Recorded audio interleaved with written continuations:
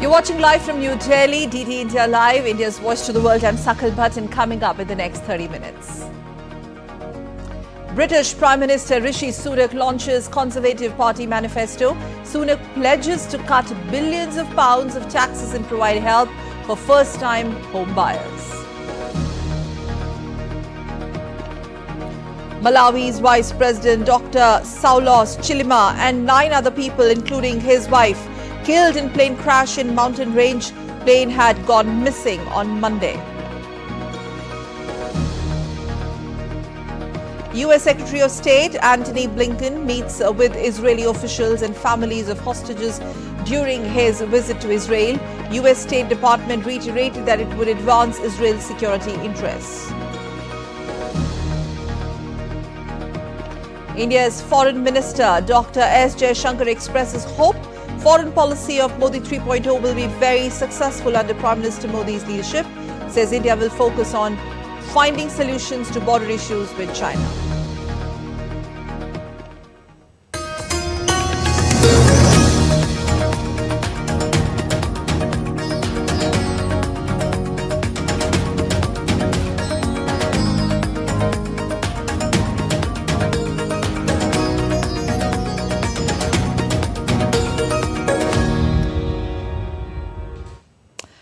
Prime Minister Rishi Sunak's Conservative Party released its manifesto on Tuesday.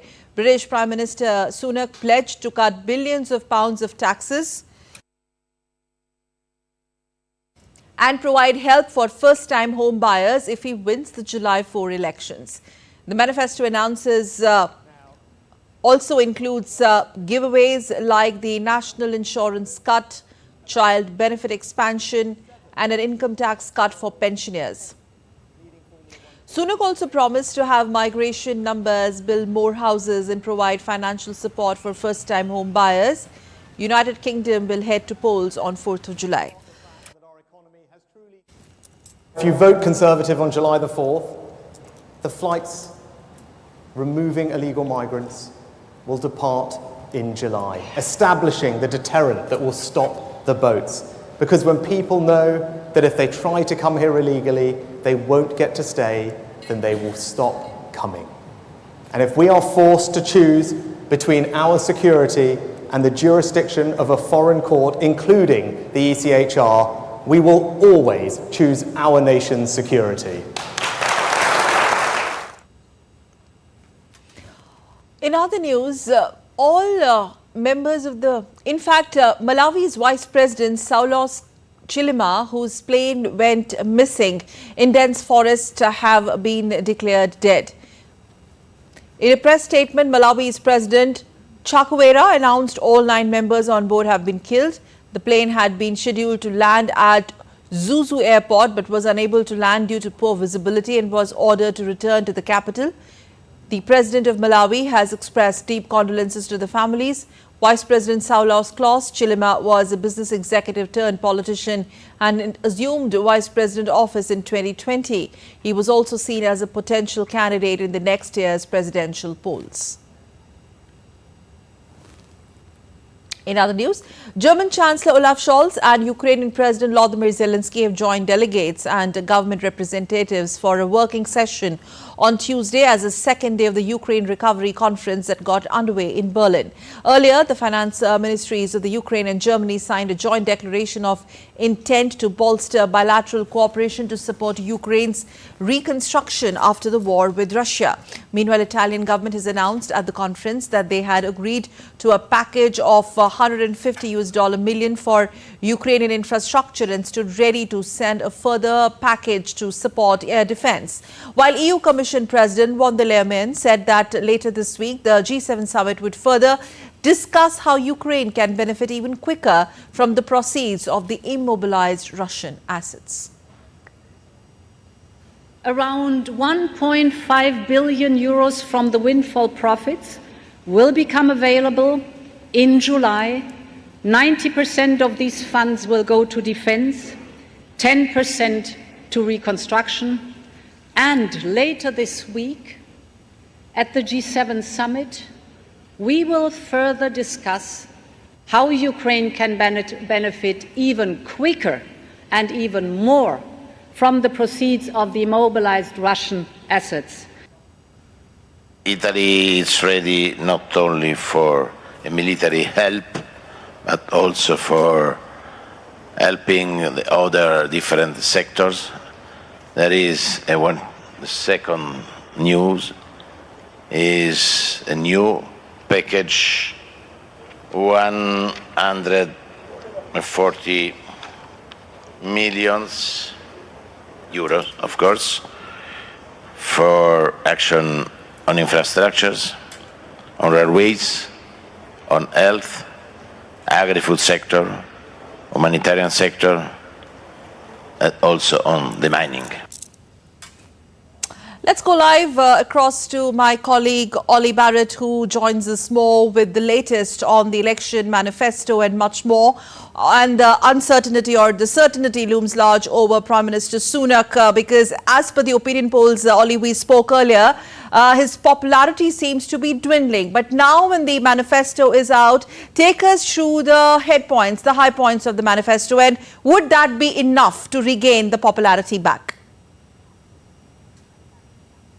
Well, Sakal, you have to say that there are quite a lot of Conservative parliamentarians and candidates and supporters who really don't feel very optimistic that this manifesto will be the moment to turn things around. But there are others who are feeling more optimistic. And Prime Minister Rishi Sunak was trying to give an energetic impression as he launched the manifesto at the F1 Silverstone track in Northamptonshire. He has confirmed that the Conservatives would aim to bring in another cut to the national insurance earnings tax. He's confirmed further measures around attempts to help people, particularly young people, buy property. He's confirmed that the Rwanda migration scheme will be a key plank of any returning Conservative government. There is a lot in this manifesto, and that's actually one of the areas of criticism that he's facing from opposition parties who say he has a tax cut in there, at least one big tax cut, and other tax measures too, and some quite big areas of spending, particularly with commitments around spending on defence, for example. And the opposition parties say that this is an unfunded, uncosted manifesto that would be difficult for the country to afford. The Conservatives deny that, and they insist that this is a manifesto on which the British people can hang their trust. As I say, though, back to your question, whether it's the moment that starts to turn things round for the Conservatives, that very much remains to be seen. Okay, and he has been making quote-unquote financial security the rallying point in these elections. To your understanding, Ollie, do you think those concerns are met now, the promises that he's trying to make? What the Prime Minister is trying to do here is point to what he says is an improving economy. He says that unemployment remains low, although we had some numbers today that showed that it has gone up to the highest level in a couple of years. He says that inflation is starting to return to more normal levels. He says that there is growth back in the UK economy, and he says, therefore, that the Conservatives are the party that can be trusted with the economy, and that it would be a danger, it would be a gamble, it would be a risk for the British people to choose the Labour Party and put the economy in their hands. Part of the reason he says that that would be such a risk is that he claims the Labour Party haven't got detail on their economic plans. He accuses the Labour Party of needing to put up taxes by $2,000 per household if they get in, to follow up on their commitments with regards to spending and budgets. Now, the Labour Party absolutely deny that characterisation, but that is the distinction that the Prime Minister is trying to make. He's trying to say, look, stick with us, we have a plan, it's really beginning to work, going with Labour would be a gamble. The Labour response to that is to say, well, look, they say the economy's been in a very difficult spot for a number of years now, and they lay the finger of blame for that firmly at the door of the Conservatives, and they talk about chaos, and they talk about difficulties with regards to all sorts of areas of the economy and a lack of growth in it. So those are the dividing lines that are really beginning to crystallise on this election campaign when it comes to the economy. Okay, Ollie, one last quick question. Those interesting statement that he's making that he's really not considered stepping down or resignation, but admitting to the mistakes in the campaign. So what's the inside track on that?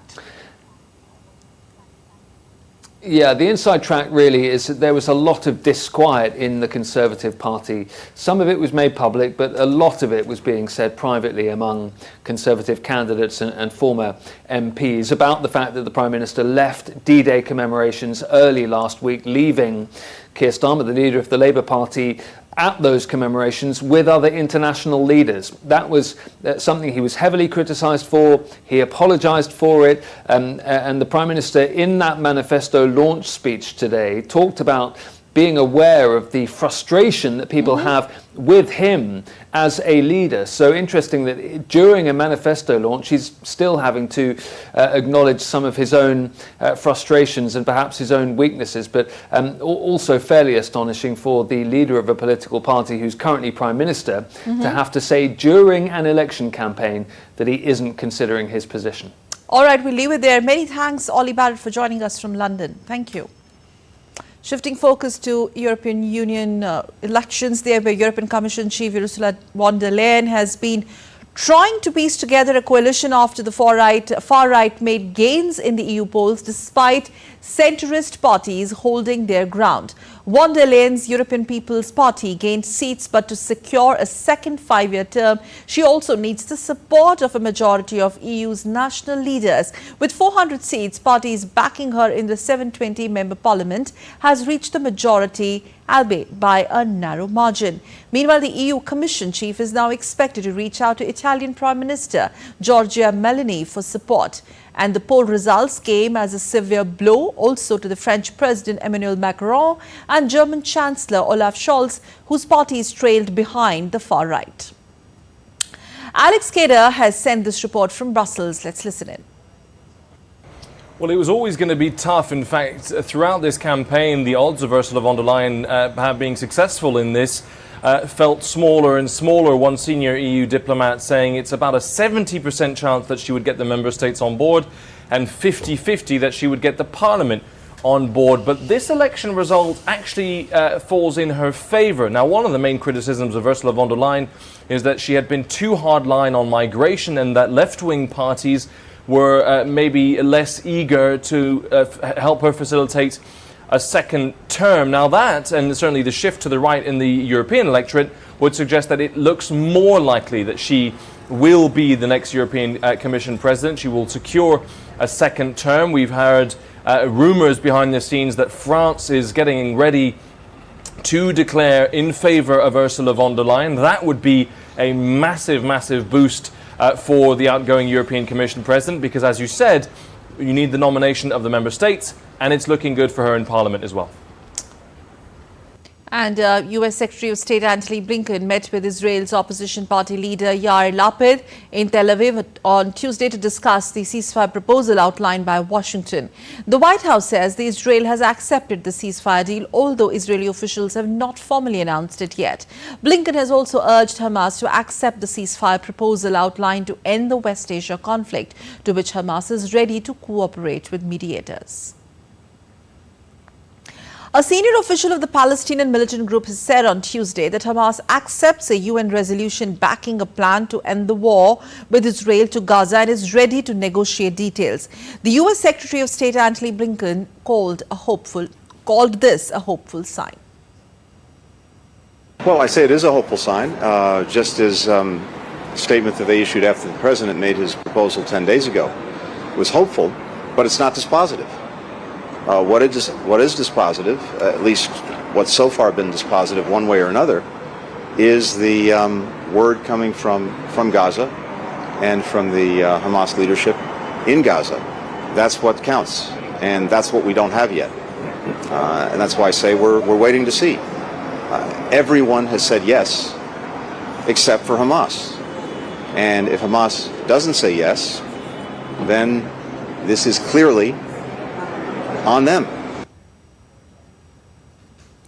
Moving on, the Biden administration will lift its ban on allowing a controversial Ukrainian military unit to use U.S. weapons, the Washington Post reported on Monday, citing State Department officials. The State Department reversed a decade-old prohibition on the Azov Brigade from using American training and weapons after a new analysis found that no evidence of human rights violations by the unit. In a statement obtained by the newspaper, the State Department said, after thorough review that Ukraine's 12th Special Forces Azov Brigade passed the lengthy vetting as carried out by the US Department of State.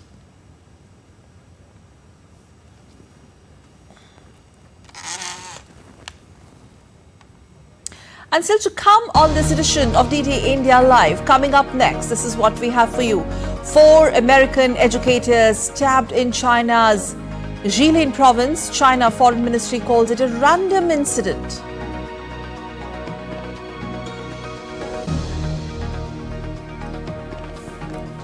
South Korean forces fired warning shots on Sunday after North Korean troops accidentally crossed their shared border.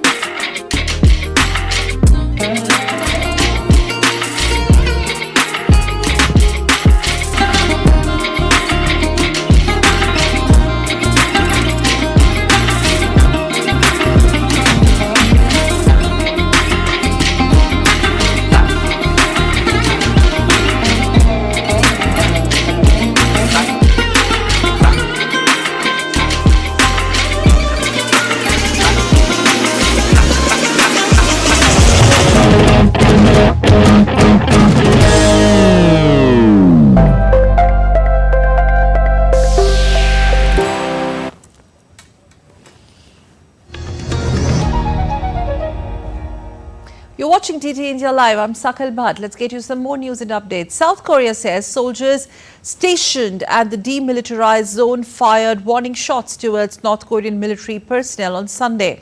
And it happened hours before South Korea resumed blasting anti-North Korean propaganda from loudspeakers after leaving a 2018 de-escalating military agreement. DT India's Chris Gilbert reports for more on this. The South Korean Joint Chiefs of Staff say the latest incident saw about 20 North Korean troops enter a military demarcation line. That's a line that is down the middle, effectively, of the very broad DMZ, demilitarized zone, which effectively acts as a de facto border between the two countries.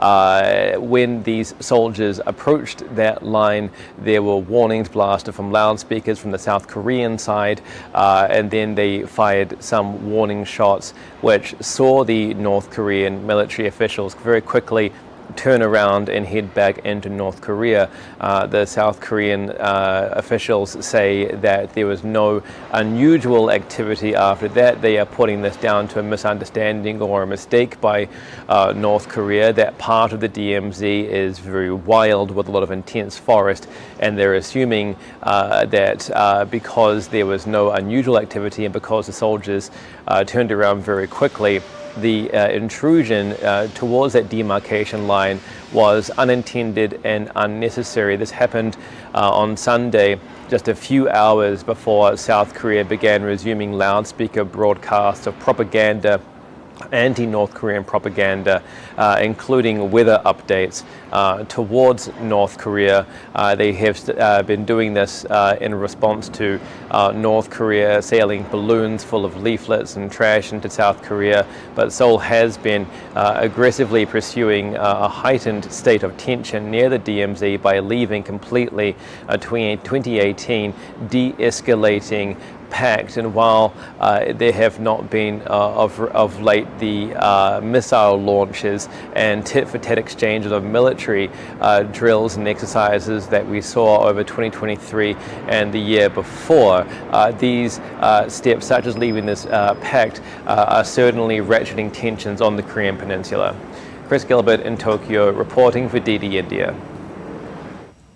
In a shocking incident, 4 American educators from Iowa University were injured in a stabbing attack in public park in northeast China's Jilin province. The group had been visiting a temple in Baishin Park when they were attacked by a man with a knife. Meanwhile, China's foreign ministry on Tuesday says the incident was a random attack and that it would not affect normal people-to-people exchange between China and the US.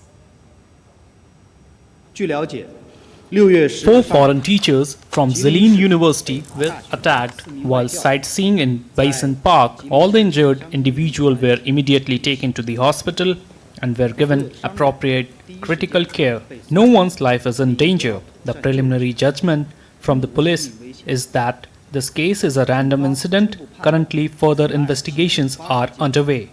目前正在进一步调。 More than 1,000 exotic animals were killed in a fire that spread through an animal market in Thailand in the early hours of Tuesday.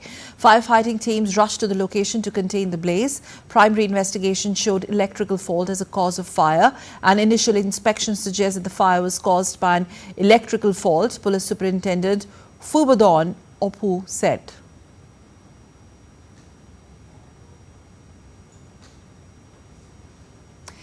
External Affairs Minister of India Dr. S. Jaishankar on Tuesday has outlined distinct approaches to handling relations with China and Pakistan, asserting that India's foreign policy under the third term of Prime Minister Narendra Modi will focus on finding solutions to border issues with Beijing and the years-old cross-border terrorism with Islamabad in Pakistan.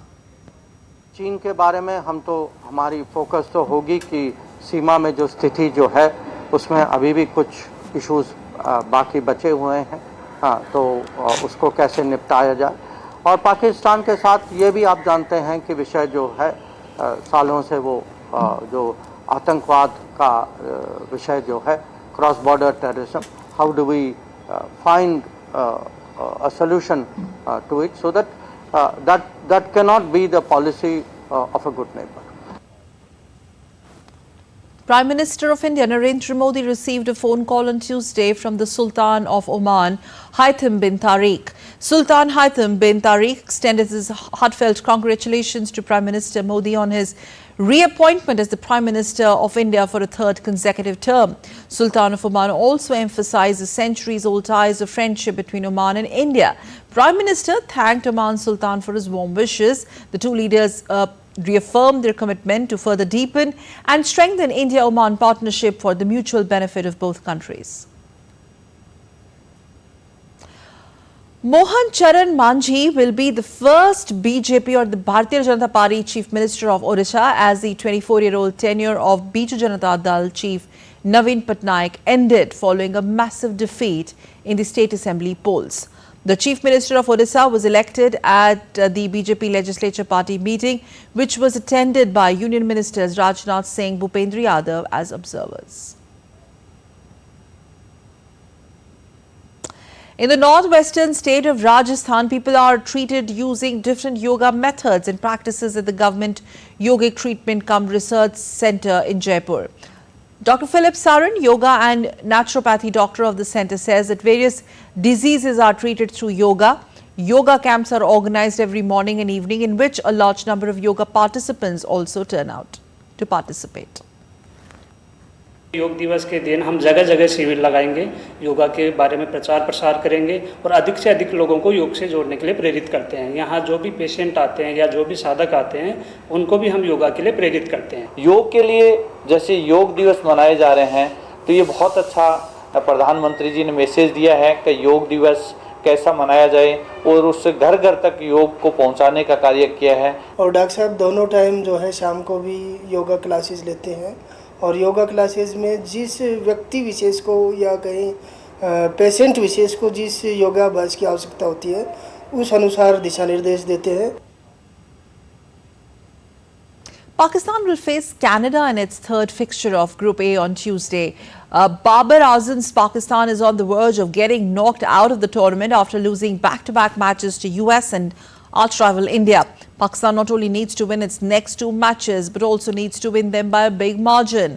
Meanwhile, Canada, which does not even play top-flight international cricket throughout the year, has been able to cause some major upsets, and it is coming off a win against Ireland by 12 runs. Staying with sports, all right, a 15-member Indian rifle and pistol team was on Tuesday announced by the National Rifle Association of India after a meeting of the senior selection committee that was held virtually. There was no major surprises, and women's pistol ace and now going to be a two-time Olympian Manu Bakar would be the only athlete who would be participating in more than one individual event. She would compete in the women's 10-meter air pistol and the women's 25-meter pistol. The team has 8 shooters in the rifle discipline and 7 in pistol. All the team members, along with the coaches and support staff, are currently in a camp in France, mainly aimed at acclimatization and hard training before they take a two-week break back home. Staying with sports, the International Hockey Federation has awarded the organization of the next Men's Junior World Cup to India. The tournament will be played in December 2025 and will be the first time ever that the tournament will include as many as 24 teams. The last edition of the Men's Junior World Cup took place in 2023 in Malaysia and was won by Germany. India's national football team will square off against Qatar in its crucial FIFA World Cup 2026 and the FC Asian Cup 2027 preliminary joint qualification round 2 match in Doha on Tuesday. India is currently second in the standings with a win and 2 draws in its 5 matches and secured 5 points after being held to a goalless draw by Kuwait at the Salt Lake Stadium in its previous qualifying match on Thursday. India remained in the second spot in Group A standings. India would have its task cut out on Tuesday against world number 34 Qatar, and that too without record goal scorer Sunil Shetty, who retires from the international football last week. The last time these sides met, Qatar beat India 3-0 in a FIFA World Cup qualifier at the Kalinga Stadium in Bhubaneswar in November 2023. Well, that's all for this edition of DD India Live, but let us know your thoughts on the news of the day. For those on the go, you can also get all the latest news and updates from India and across the world on DD India mobile app, and the app is available on both Android and iOS platforms. Scan the QR code on the screen to download now.